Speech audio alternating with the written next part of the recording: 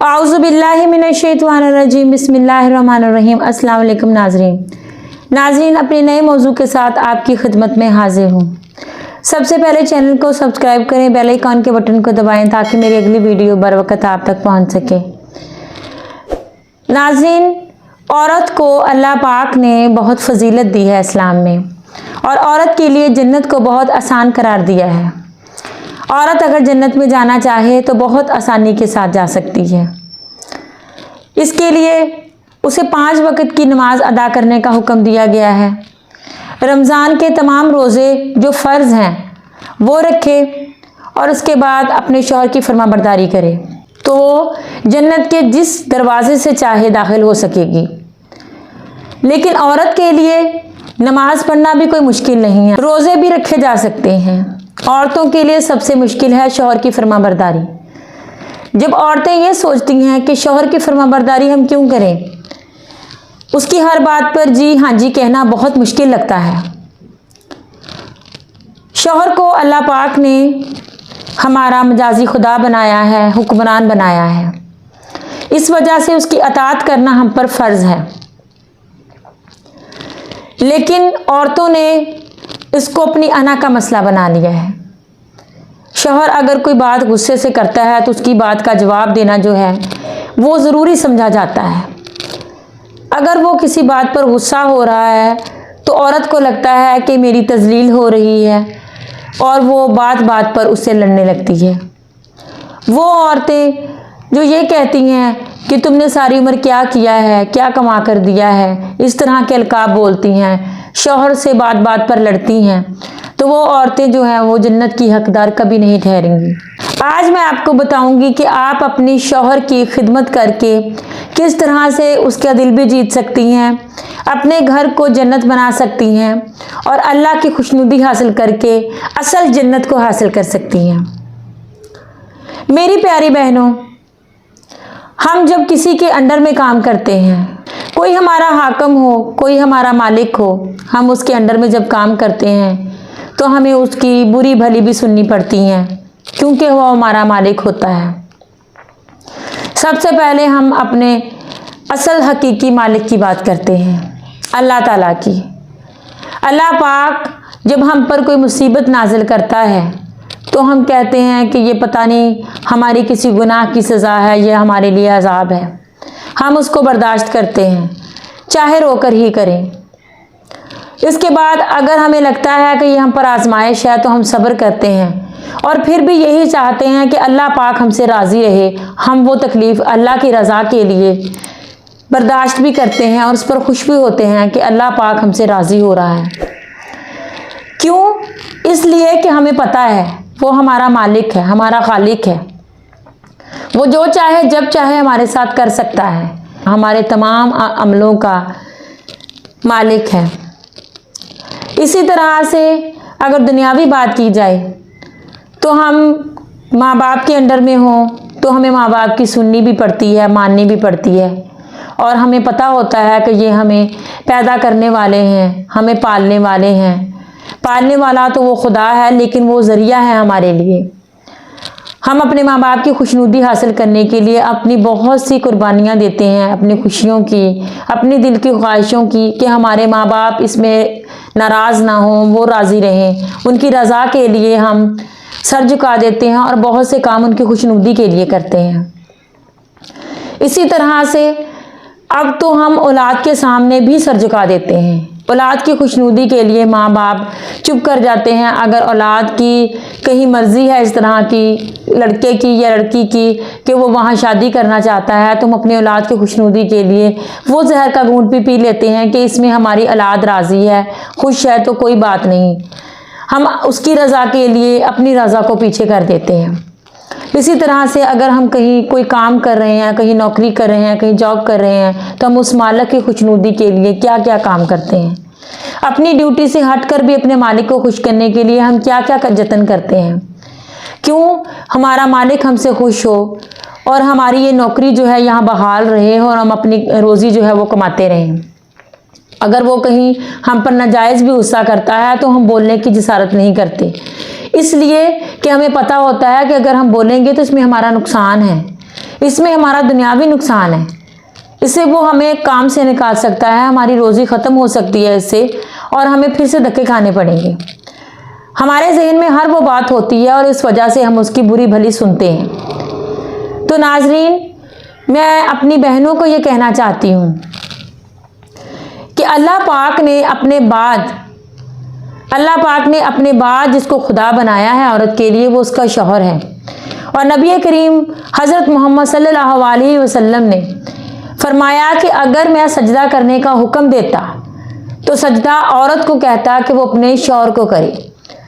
इतनी फजीलत है शौहर की, माँ बाप से भी बढ़कर, जो हमें पैदा करते हैं, जो हमें पालते हैं, हमारी परवरिश करते हैं, हमारी तरबियत करते हैं और हमें इस काबिल बनाते हैं कि हम चल फिर सकते हैं, काम कर सकते हैं। वो हर तरह से हमारी परवरिश करते हैं, लेकिन फिर भी शौहर को इतना मर्तबा क्यों दिया गया है? माँ बाप से भी ज़्यादा औरत के लिए शौहर को क्यों अहम कहा गया है? आज हम इस मौजू पर बात करेंगे। मेरी माँ बहनों, शौहर को इसलिए कहा गया है क्योंकि ये रिश्ता इस किस्म का अल्लाह पाक ने बनाया है निकाह, इसमें इस कदर ताकत और प्यार रखा है। वो हमारा कुछ नहीं लगता, उससे हमारा खून का कोई रिश्ता नहीं होता। ये वो रिश्ता है जो अल्लाह पाक रोज़े अज़ल से ही लिख देता है कि इस औरत के लिए ये मर्द होना है और इनका निकाह होना है। वो हमारी तमाम ज़रूरियात को पूरा करता है, हमारे लिए दिन रात मेहनत करता है, हमारी ख्वाहिशों को पूरा करने के लिए हर तरह की कोशिश करता है। हज़रत आदम अलैहिस्सलाम को जब अल्लाह पाक ने पैदा फरमाया था, जन्नत में उन्हें किस चीज़ की कमी थी? जन्नत में उनके लिए हर तरह का खाने का सामान था, जन्नत में उनके लिए आला लिबास थे, जन्नत में उनकी खिदमत के लिए हर तरह के फरिश्ते मुकर्रर थे। उन्हें कमी थी तो आखिर किस चीज़ की? अल्लाह पाक ने औरत को पैदा फरमाया उसकी दिल लगी के लिए, उसका दिल बहलाने के लिए। अल्लाह पाक ने औरत को बनाया है मर्द का दिल बहलाने के लिए, उसकी खुशनुदी के लिए, उसको खुश रखने के लिए। अगर आप ये कहें कि घर के काम ज़रूरी हैं, औलाद ज़रूरी है, तो ये सारी चीज़ें बाद में हैं। सबसे पहले अल्लाह पाक ने औरत को जिस मकसद के लिए पैदा किया है, वो मकसद तो वो हम पूरा नहीं करती। हम अपने शौहर को खुश रखने के सिवा घर के तमाम काम बहुत अच्छे तरीके से करते हैं, लेकिन एक शौहर को राज़ी नहीं रख सकते हम। तो मेरी प्यारी बहनों, मैं आपको बताऊं कि वो औरत जो बाकायदगी के साथ नमाज पढ़ती है, वो औरत जो हर साल के फ़र्ज़ रोज़े अदा करती है, वो औरत जो तमाम लोगों के हकूक़ हुस्ने सलूक के साथ अदा करती है, वो औरत जो अपने हमसायों का ख्याल रखती है, इन तमाम बातों के बावजूद भी अगर वो अपने शौहर की नाफरमान है, अगर उसका शौहर उससे राज़ी नहीं है, तो वो औरत कभी भी जन्नत की हकदार नहीं होगी। वो औरत कभी भी जन्नत की खुशबू को नहीं पा सकेगी, वो औरत कभी जन्नत में दाखिल नहीं होगी। तो सुना आपने मेरी प्यारी बहनों कि हमारी कोई भी इबादत जो है वो कबूल इस हाल में है कि जब हम शौहर की फरमाबरदारी करेंगे। शौहर के हकूक़ कितने ज़्यादा होंगे और अल्लाह पाक को ये रिश्ता कितना अजीज़ होगा कि उसने अपने जो उसके फ़र्ज़ हैं, जो हम उसके फ़र्ज़ अदा करते हैं, अल्लाह के हकूक़ जो हैं, जिनमें रोज़ा और नमाज सबसे अहम है, अल्लाह पाक ने शौहर की फरमाबरदारी को अपने इन हकूक़ के साथ रखा है। तो आप खुद सोच लें कि अल्लाह पाक ने कहा है कि मैं अपने हकूक़ माफ़ कर दूंगा लेकिन बंदों के नहीं। इसमें आम बंदों की बात भी है, और शौहर तो हमारे लिए सबसे ख़ास होता है। यानी कि क्या, अगर हम शौहर की फरमाबरदारी करेंगे और किसी वजह से अगर हम अल्लाह की उन हकूक़ को अदा करने में कोताही कर लेंगे, तो हमें उम्मीद है कि वो अपनी रहमत से हमें बख्श देगा और अपने हकूक़ वो हमें बख्श देगा कि अगर हमने ना किए हों, अगर उसकी रहमत हुई तो। लेकिन अगर हम ये तमाम हकूक़ अदा करेंगे और शौहर की नाफरमानी करेंगे, तो फिर ये उम्मीद, ये चांस जो हम अपने दिल में सोचेंगे कि शायद वो हमें अपनी रहमत से बख्श दे, इसका कोई चांस नहीं है कि वो आपको बख्श दे। शौहर को नाराज़ करने वाली औरत सीधी जहन्नम में जाएगी। एक बहुत बूढ़ी औरत थी।